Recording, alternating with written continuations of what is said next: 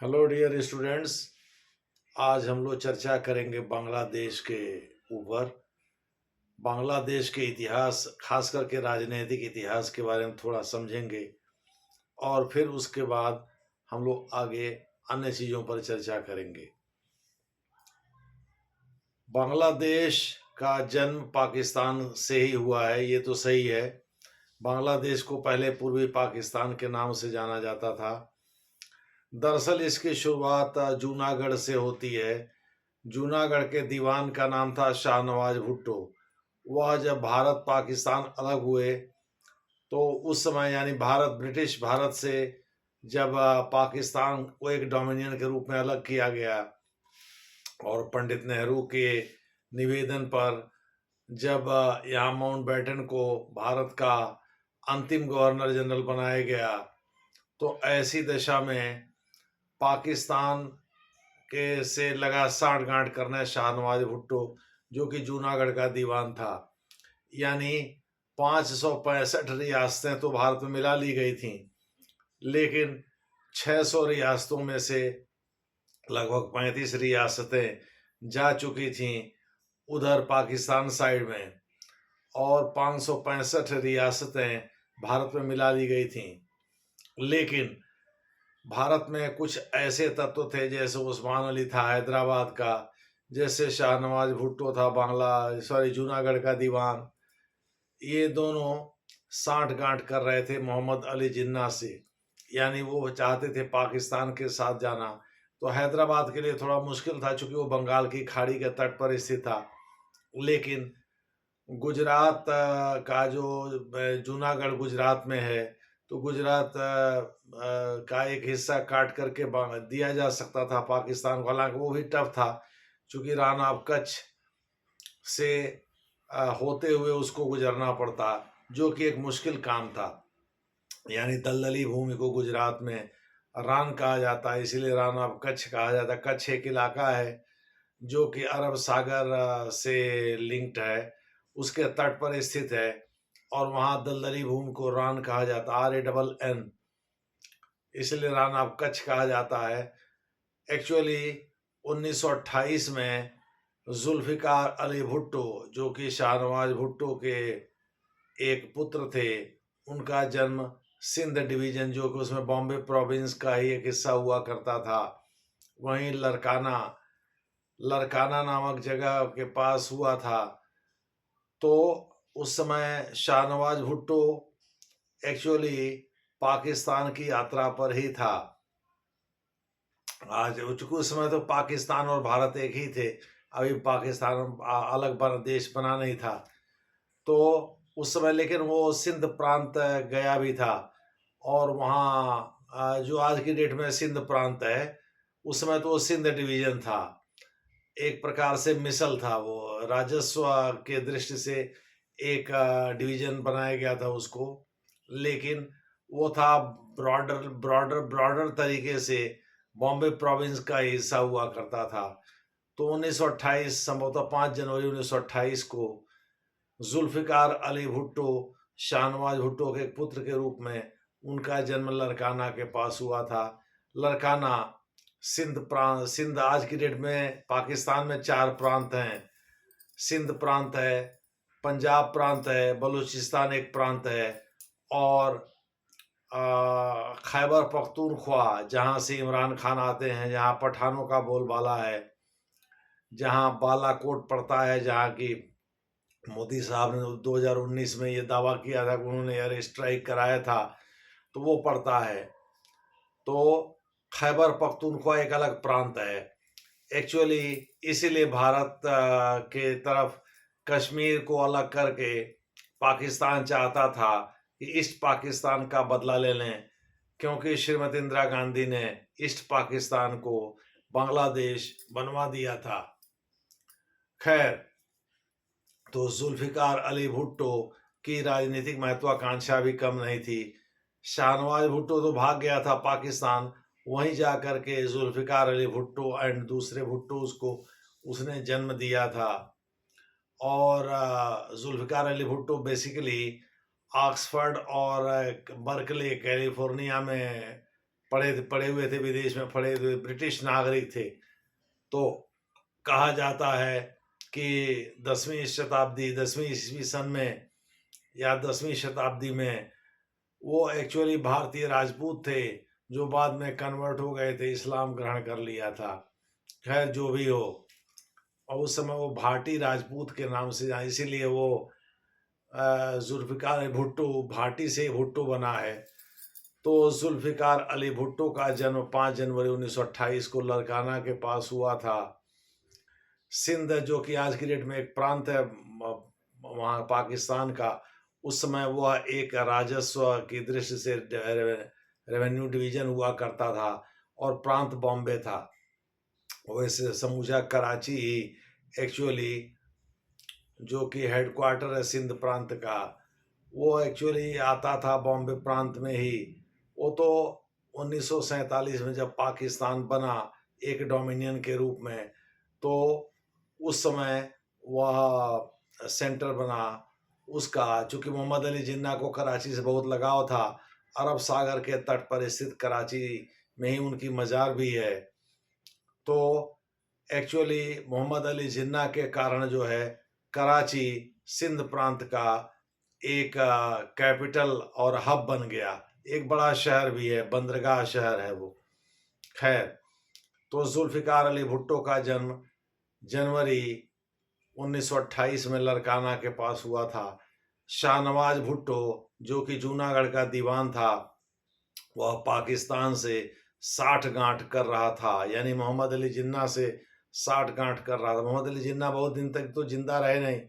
अरे यहाँ से 11 अगस्त को वो छोड़े थे, 15 अगस्त को तो अब भारत एक प्रकार से अंग्रेजों के चंगुल से आज़ाद हो ही गया था। पाकिस्तान एक दिन पहले अपना राष्ट्रीय दिवस मनाता है, नेशनल इंडिपेंडेंस डे जिसको कहते हैं, राष्ट्रीय स्वाधीनता दिवस। भारत 15 अगस्त को मनाता है। हालांकि उसको भी लेकर के यहाँ कुछ लोग अफवाह फैलाते हैं, भाई देखो मुस्लिम तुष्टीकरण का नतीजा, एक दिन पहले पाकिस्तान को आज़ाद कर दिया। बात ऐसी नहीं है भाई। 3 जून 1947 को माउंटबेटन प्लान के तहत ये घोषणा कर दी गई थी कि भाई ब्रिटिश भारत का 2 डोमिनियन में विभाजन हो जाएगा, एक डोमिनियन पाकिस्तान बनेगा और एक डोमिनियन भारत बनेगा। डोमिनियन का मतलब कि सैद्धांतिक रूप से अभी भी यहाँ जो हेड ऑफ स्टेट होगा वो गवर्नर जनरल होगा, और फिगरेटिव हेड के रूप में क्वीन एलिजाबेथ, वहाँ ब्रिटिश साम्राज्ञी एलिजाबेथ सेकेंड, जिनकी डेथ 2 साल पहले हुए, तब तो उनके पुत्र वहाँ के प्रिंस हैं, यानी वहाँ के राजा हैं, सॉरी राजा हैं, पहले प्रिंस थे। तो इस प्रकार से ये मोटे तौर पर आप कह सकते हैं कि डोमिनियन के रूप में ही इनको अलग किया गया था। हालांकि बाद में पंडित नेहरू ने इसको रिपब्लिक का दर्जा बनवाया और ब्रिटिश कॉमनवेल्थ से खुद को अलग कर लिया, यानी वो जनरल कॉमनवेल्थ का हिस्सा बन गए, जिसमें भारत कभी भी शामिल हो सकता है, जब चाहे तब छोड़ सकता है। ब्रिटिश कॉमनवेल्थ उनको लगा कि भाई गले में मधी हुई एक बिना मतलब का पत्थर का एक टुकड़ा है, जो कि याद दिलाता रहेगा कि हम अंग्रेजों के गुलाम रहे हैं। खैर जो भी है, तो 1928 में सिंध एक राजस्व डिवीजन था और वह बॉम्बे प्रांत का ही हिस्सा हुआ करता था। इस पर मैं बार बार जोर दे रहा हूँ और कई बार रिपीट भी कर चुका हूँ। अब आगे, शाहनवाज भुट्टो को जब वो भारत से पाकिस्तान भाग गया, तो सरदार वल्लभ भाई पटेल ने जूनागढ़ को गुजरात प्रांत का हिस्सा बना। उसमें गुजरात प्रांत भी नहीं था, वो तो 1960 में बना, गुजराती स्पीकिंग एरिया को अलग करके बॉम्बे प्रांत से, और बॉम्बे प्रांत का नाम महाराष्ट्र रख दिया गया, जबकि उसका गुजरात का, यानी 1960 में गुजरात का निर्माण हुआ, आप कह सकते हैं। तो इस प्रकार से मोटे तौर पर भारत में मिला लिया गया जूनागढ़ को, और शाहनवाज भुट्टो पाकिस्तान भाग गया, वहीं जा कर के उसने जुल्फ़िकार अली भुट्टो और उसके अन्य भाई बहनों को जन्म दिया। खैर, ये तो बात की घटना घट गई। इस्कंदर मिर्जा पाकिस्तानी इस्लामिक गणराज्य के पहले राष्ट्रपति हैं, और वह पाकिस्तानी जब तक डोमिनियन था 1958 तक, 1947 से 1958 तक, जब तक वह डोमिनियन था, तब तक उसके गवर्नर जनरल भी रहे। अंतिम गवर्नर जनरल, पहले गवर्नर जनरल तो मोहम्मद अली जिन्ना ही हैं। मोहम्मद अली जिन्ना का देहांत सितंबर 1948 में हो गया था। वो ज़्यादा दिन तो जिंदा रहे नहीं। मुश्किल से पाकिस्तान बनने के बाद अगर हम 15 अगस्त से ही मान लें तो 1 साल 1 महीना तक वो जिंदा रहे मोटे तौर पर। सितंबर 1948 में उनका निधन ही हो गया, चूंकि वो ट्यूबरकुलोसिस के मरीज थे। खैर, तो इस्कंदर मिर्जा के समय में ये कैबिनेट मंत्री बने जुल्फिकार अली भुट्टो, और बाद में चल करके डेप्यूटी प्राइम मिनिस्टर आदि तमाम पदों पर आसीन रहे। जनरल अयूब खान के समय, जो कि पहले मिलिट्री डिक्टेटर हैं, माना जाता है 1951 में पाकिस्तान के पहले प्रधानमंत्री लियाकत अली खान का जो हत्या हुई थी, उसमें भी जनरल अयूब खान का हाथ था। हालांकि सीधे तौर पर तो उनका नाम नहीं आया, लेकिन इनडायरेक्टली उन्हीं की शह पर लियाकत अली खान को गोली मारी गई थी। तो इस्कंदर मिर्जा का तख्ता पलट करके जनरल अयूब खान पहले मिलिट्री डिक्टेटर बन गए थे पाकिस्तान के, और 1958 से लेकर के 1969 तक उन्होंने शासन किया। इस दौरान विदेश मामले देखा करते थे जुल्फिकार अली भुट्टो। लेकिन बाद में जुल्फिकार अली भुट्टो यानी ऑपरेशन जिब्राल्टर चला करके कश्मीर को हथियाने की जो योजना थी, जब उस योजना में विफल हो गए जनरल अयूब खान, तो उन्होंने जुल्फिकार अली भुट्टो को हटा दिया। और उसी दौरान जुल्फिकार अली भुट्टो ने 1967 में पाकिस्तान पीपल्स पार्टी बनाया।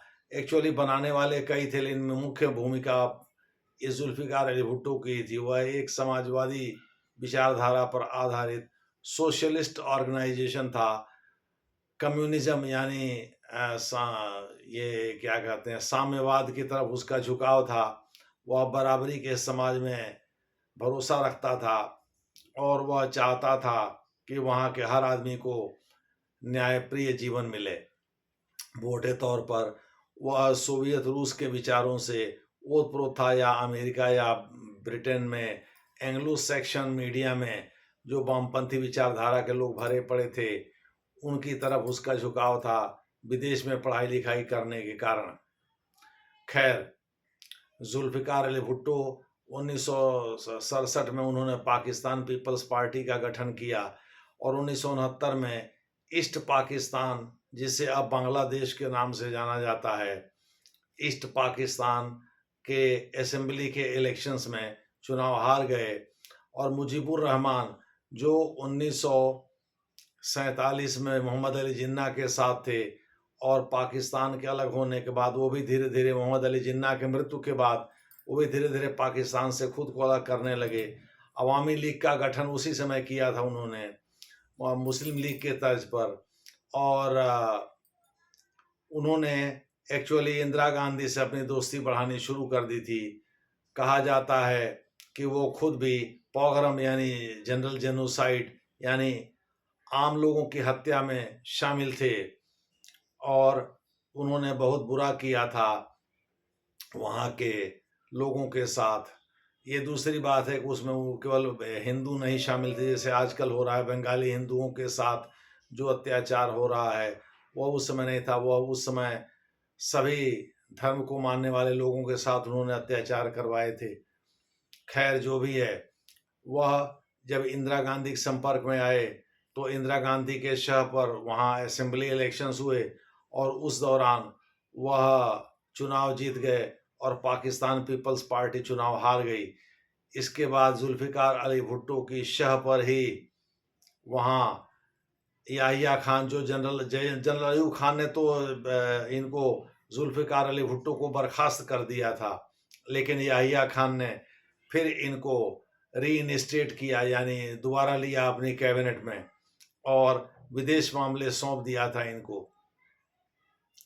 तो 1971 तक, यानी 3 दिसंबर 1971, जिस दिन भारत पाकिस्तान के बीच बांग्लादेश के मुद्दे पर युद्ध शुरू हुआ, एक्चुअली हुआ ये कि पाकिस्तानी सेना को लगा, चूँकि वहाँ तो सेना की ही चलती है, सेना को लगा कि भाई ऐसा है कि भारत इसके पहले कि भारत हम पर हमला करे, हम ही भारत पर हमला कर दें, तो उसने श्रीनगर एयरबेस और अवंतीपुरा एयरबेस जैसे 9 एयरबेसेस पर एक साथ हमला किया।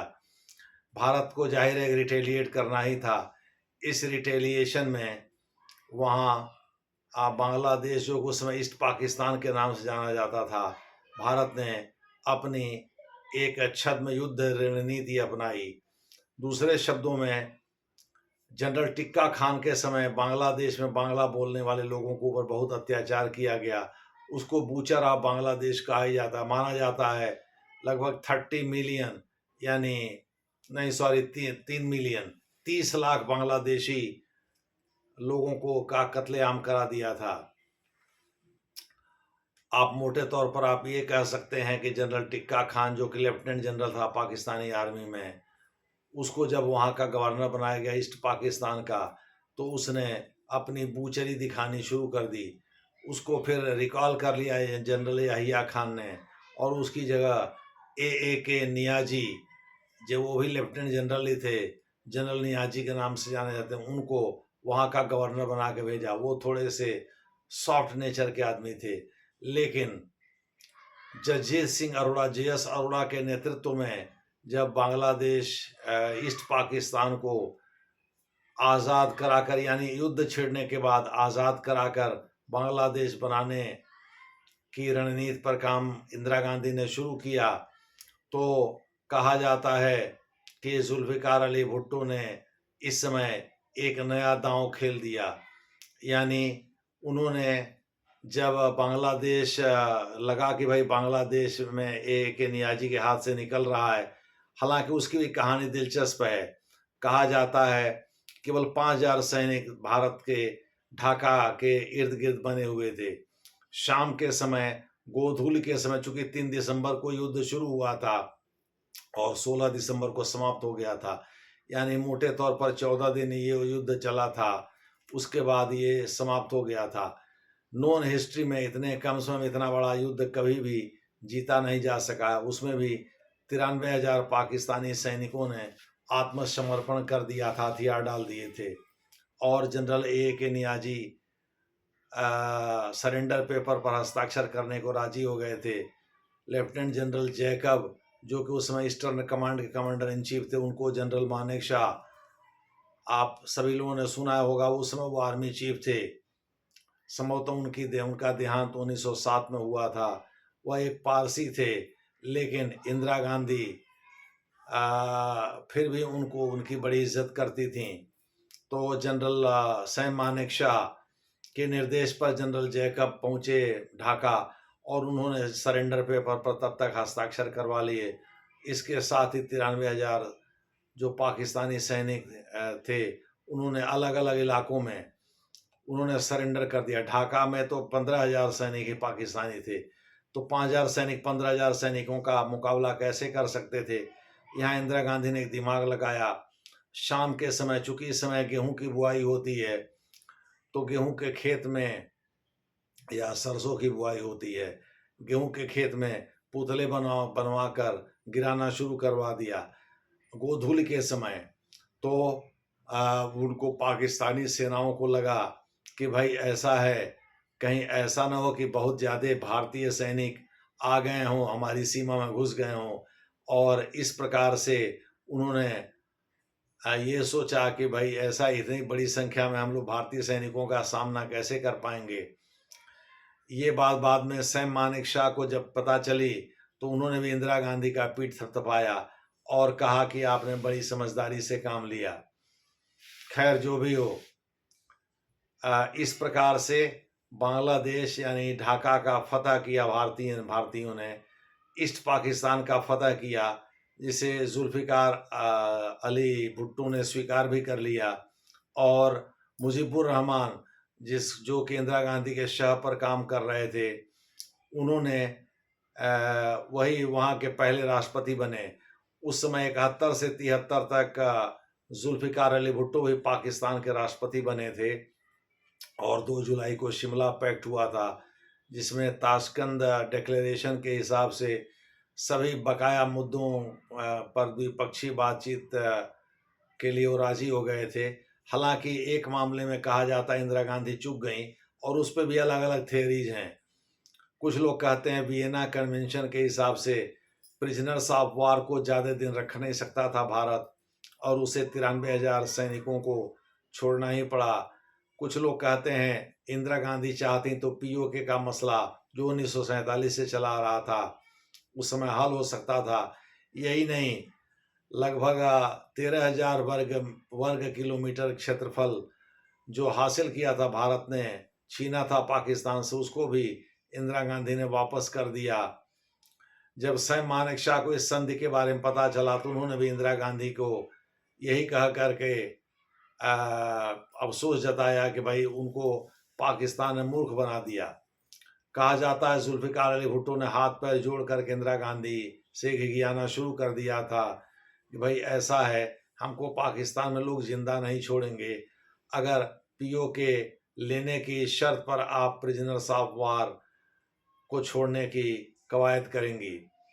और उन्होंने कहा जाता वियना कन्वेंशन 1961 और 1963 का भी हवाला दिया था। इसमें प्रिजनर्स ऑफ वार के साथ साथ कैसे वियना कन्वेंशन और वो क्या कहते हैं दोनों का इसमें जिक्र किया गया था। यानी मोटे तौर पर आप कह सकते हैं कि प्रिजनर्स ऑफ वार के संबंध में मोहम्मद जुल्फिकार अली भुट्टो ने श्रीमती इंदिरा गांधी के साथ घिघियाना शुरू कर दिया था कि भाई ऐसा है, इसमें आप वियना कन्वेंशन और जिनेवा कन्वेंशन दोनों को देखिए। दोनों एक 1961 और 1963 में साइन हुआ, एक पर हस्ताक्षर 1964 में हुआ, और भारत दोनों का सिग्नेटरी है। और प्रिजनर्स ऑफ वार के साथ ह्यूमैनिटेरियन बिहेवियर करना ज़रूरी है, और भारतीय जेल में अगर वो ज़्यादा दिन रहेंगे तो डिसअफेक्शन की संभावना है, आपकी सेना में भी विद्रोह हो सकता है, क्योंकि उनके बहुत ज़्यादा हिमायतदार भारत में अभी भी बने हुए हैं। खैर, जैसे भी उन्होंने समझाया, लेकिन सैम मानेकशॉ को जब बाद में पता चला तो उन्होंने श्रीमती इंदिरा गांधी को यह कह करके सांत्वना दिया, अब तो आपने हाथ काट दिया है, आपको मूर्ख बना दिया जुल्फिकार अली भुट्टो ने। खैर, जो भी है, जुल्फिकार अली भुट्टो इस प्रकार से 1972 में 2 जुलाई 1972 को शिमला कॉन्फ्रेंस में मुस्कुराते हुए बाहर आए। श्रीमती इंदिरा गांधी के साथ जो उन्होंने पैक्ट किया था, उस पैक्ट के बाद वो मुस्कुराते हुए बाहर आए, और उन्होंने, कहा जाता है कि यह बैटल जीत लिया था। बैटल ऑफ नर्व्स के नाम से इसको जाना जाता है। यानी कौन कितना शांत और धैर्यपूर्वक रह करके काम कर सकता है, यह उन्होंने दिखा दिया था, और इंदिरा गांधी को इस मामले में पीछे छोड़ दिया था। 1973 से 77 तक वो नए संविधान के तहत 73 में उन्हीं के शाह पर नया संविधान पाकिस्तान में लागू हुआ, जिसके तहत वहाँ प्रधानमंत्री को ज़्यादा पावरफुल बना दिया गया। तो वो प्रधानमंत्री बनना उन्होंने पसंद किया। 73 से 77 तक वहाँ वो प्रधानमंत्री भी रहे। 77 में सेना ने उनका तख्ता पलट दिया, और 4 अप्रैल 1979 को संभवतः उनको फांसी पर लटका दिया गया। उन्होंने एक पुस्तक भी लिखी है, इफ़ आई एम असैसिनेटेड, यानी अगर मेरी हत्या कर दी जाती है तो यही बात है। कहा जा रहा है कि तहरीक इंसाफ के फाउंडर और पूर्व प्रधानमंत्री इमरान खान के साथ भी जुल्फिकार अली भुट्टो वाली बात हो सकती है। सेना हो सकता है, चूँकि असीम मुनीर जो हैं, जो कि इमरान खान से बहुत नफ़रत करते हैं, या इमरान खान उनसे नफ़रत करते हैं, हो सकता है कि उनको भी फांसी पर लटकवा दिया जाए। और बेगम बुशरा जो कि उनकी पत्नी हैं, उनको हो सकता है इमरान खान से अलग करके उनको तहरीक इंसाफ जिस पर कि इसमें बैन लगा हुआ, उसको फिर से जिंदा करके उसका प्रेसिडेंट बना दिया जाए। खैर, जो भी है, ये तो पाकिस्तान की इंटरनल पॉलिटिक्स है। तो इस प्रकार से ईस्ट पाकिस्तान का बांग्लादेश के रूप में जन्म हुआ। एक्चुअली इस मामले में भी एक कहावत प्रचलित है कि एक बार शिमला में श्रीमती इंदिरा गांधी और उनके सबसे चहेते ब्यूरोक्रेट जो वस्तुतः इंडियन फॉरेन सर्विस से आते थे, जो पंजाब से मूल रूप से आते थे, एक आईएफएस ऑफिसर थे, श्री उनका पूरा नाम था पीएन हक्सर। पीएन हक्सर साहब जो है, कहा जाता है कि पीएन हक्सर साहब ने श्रीमती इंदिरा गांधी को ये समझाया कि भाई ये जो जहाज जा रहा है ये एक्चुअली ईस्ट पाकिस्तान यानी ढाका से जा रहा है इस्लामाबाद, और इस्लामाबाद से ढाका की दूरी लगभग 900 मील थी। यानी मोटे तौर पर ईस्ट पाकिस्तान मुख्य पाकिस्तान से काफ़ी दूर था। कम्युनिकेशन और ट्रांसपोर्टेशन के अभाव में उस ज़माने में आज की तरह से इंटरनेट की सेवा तो थी नहीं। उस ज़माने में उससे संबंध बनाए रखना आसान काम नहीं था। तो श्रीमती इंदिरा गांधी ने, कहा जाता है, उसी समय पीएन अक्सर से कह दिया था कि भाई देखो ऐसा है, हमको किसी भी तरह से ईस्ट पाकिस्तान चाहिए। और कहा जाता मुजीबुर रहमान के रूप में एक व्यक्ति उनको मिल भी गया था जो कि भारत का हिमायती बनने का दावा करता था। और जमीयत इस्लामी जो बांग्लादेश में है वो भारत विरोधी थी। कहा जाता है 70% लोग उस समय मुजीबुर रहमान के साथ, लेकिन 30% ऐसे बांग्लादेशी भी थे जो जमीयत इस्लामी से जुड़े हुए थे और जो भारत विरोधी थे। बेगम खालिदा जिया जो खुद जियाउर रहमान की विधवा बेगम हैं, और जियाउर रहमान ने ही मुजीबुर रहमान का कत्ल किया था, उनके पूरे परिवार का कत्ल कर दिया था।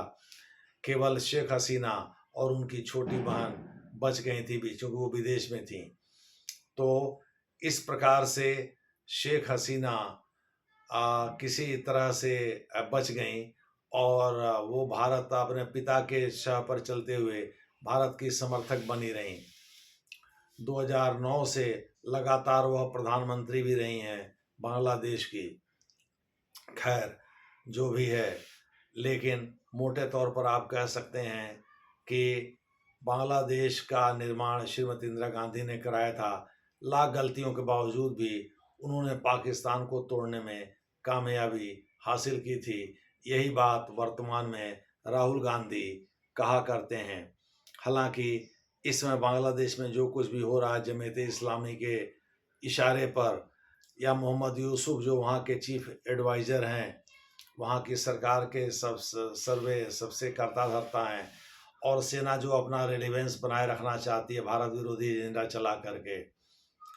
एक्चुअली कहा ये जा रहा है कि ये सब के सब भारत विरोधी तत्व हैं, इसीलिए वहाँ बांग्लादेशी हिंदुओं के विरुद्ध अत्याचार बढ़ते जा रहे हैं। और यहाँ नरेंद्र मोदी सरकार, जिस पर हिंदूवादी सरकार होने का ठप्पा लगा हुआ है, वह खामोश है। उसके बारे में कहा जाता है कि भाई नरेंद्र मोदी की सरकार खामोश क्यों है, लेकिन वास्तव में ये एक पॉलिटिकल स्ट्रेटेजिज्म का हिस्सा है।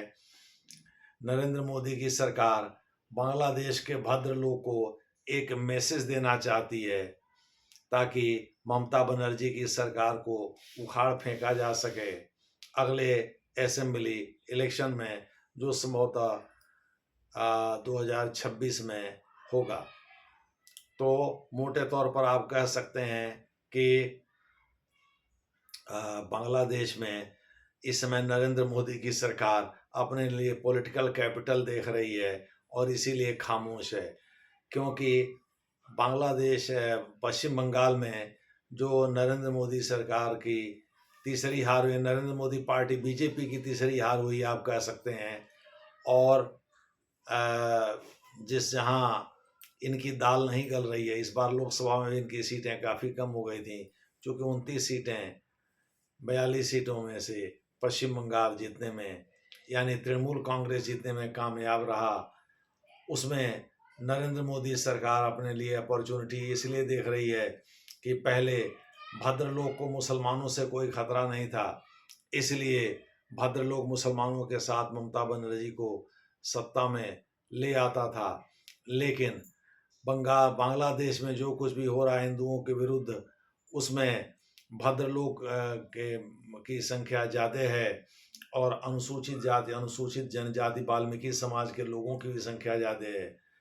तो ऐसी दशा में नरेंद्र मोदी को इसमें एक अपॉर्चुनिटी दिखाई पड़ रही है। आफ्टर ऑल नेतागिरी की ही जाती है सत्ता में बने रहने के लिए, क्योंकि सत्ता का सुख अपना एक अलग सुख होता है। नरेंद्र मोदी की सरकार इस मामले में डिफरेंट नहीं हो सकती। और दूसरी बात यह है कि जो अमेरिका के शह पर जो कुछ भी हो रहा है वहाँ, जो बाइडेन अभी भी 20 जनवरी तक वहाँ के राष्ट्रपति रहेंगे।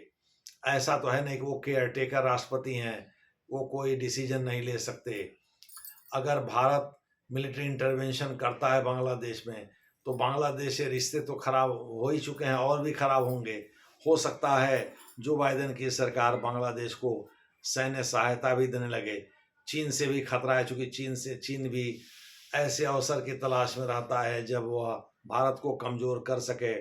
भले ही ईस्टर्न लद्दाख में दोनों सेनाएं अपने अपने पहले वाले अपने अपने जगह पर जाने का दम भर रही हों। खैर जो भी है, लेकिन मोटे तौर पर आप कह सकते हैं कि जुल्फ़िकार अली भुट्टो जो चाहते नहीं थे कि ईस्टर्न पाकिस्तान कभी भी बांग्लादेश बने, हालांकि ईस्ट पाकिस्तान बांग्लादेश बने, उन्होंने बाद में बांग्लादेश की हकीकत को स्वीकार किया।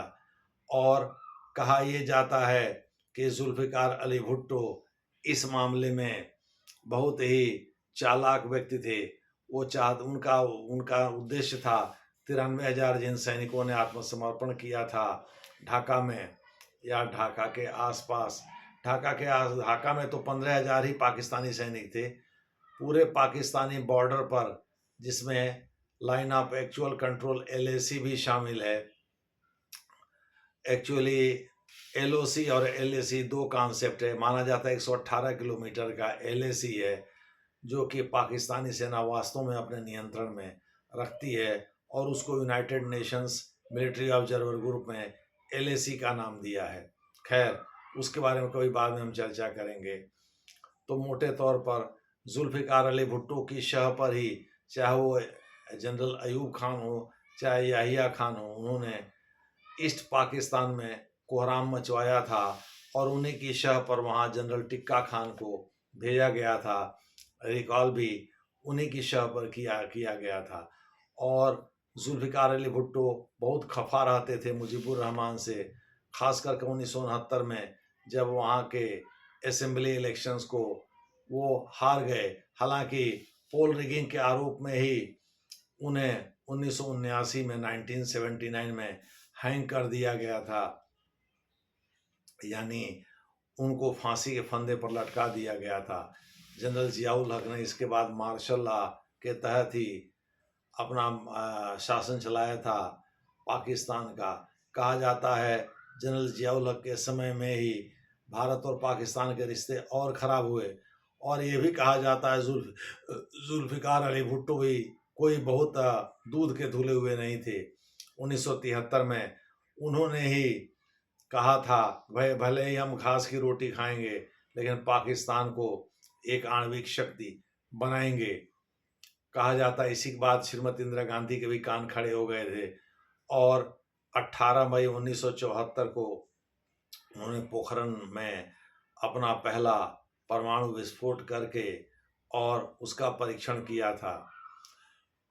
कहा जाता है कि जियाउल हक के समय में न्यूक्लियर वेपन बन गए थे, जिसको कि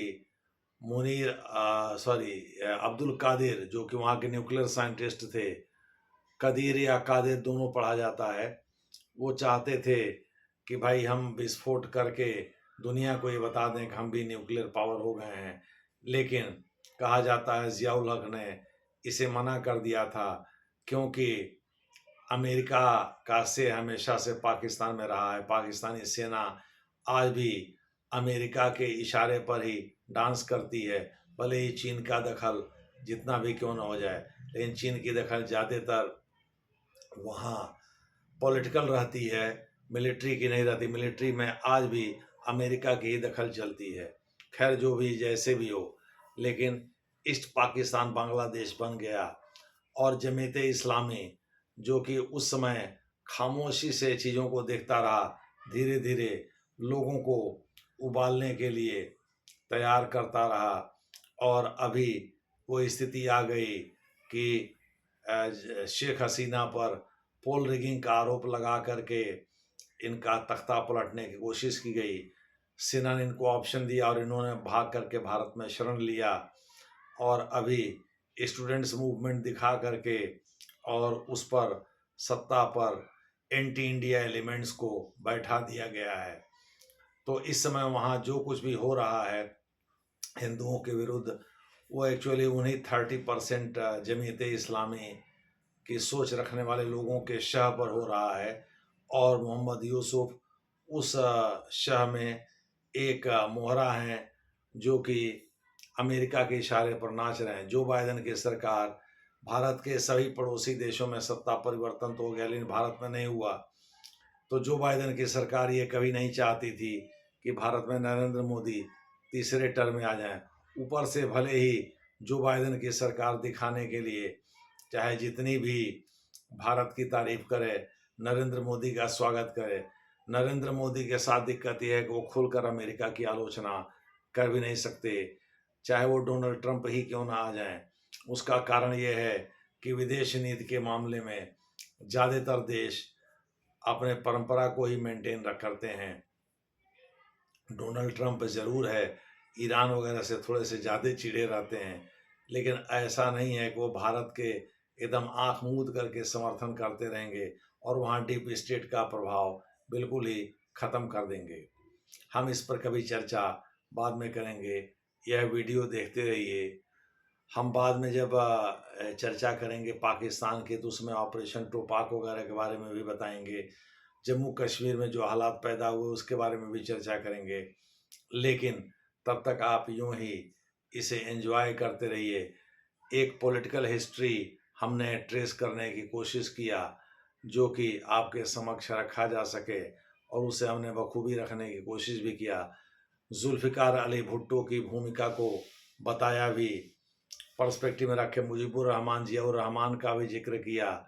जनरल मोहम्मद इरशाद के नेतृत्व में जब जियाउर रहमान की 1981 में हत्या हो गई, तो उसके बारे में तो हमने नहीं बताया, लेकिन अब अभी हम उसकी भी चर्चा कर दे रहे हैं।